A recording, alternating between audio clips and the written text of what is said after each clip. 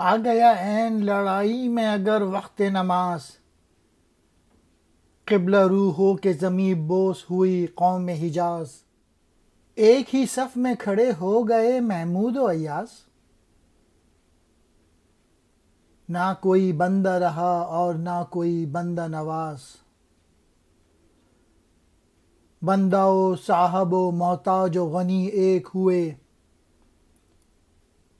تیری سرکار میں پہنچے تو سبھی ایک ہوئے۔ میسیج یہ ہے کہ مسلمان نماز نہیں چھوڑتے تھے، اور اگر لڑائی کے دوران بھی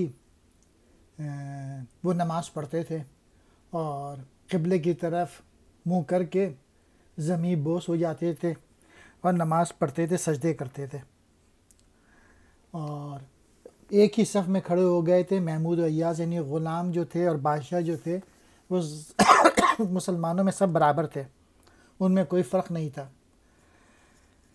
امیر اور غریب کا کوئی فرق نہیں تھا مسلمانوں میں۔ اور جب نماز میں سب کاندھے سے کاندھا ملا کے جب نماز پڑھتے ہیں تو کوئی فرق نہیں ہوتا امیر میں یا غریب میں، بادشاہ میں یا غلام میں۔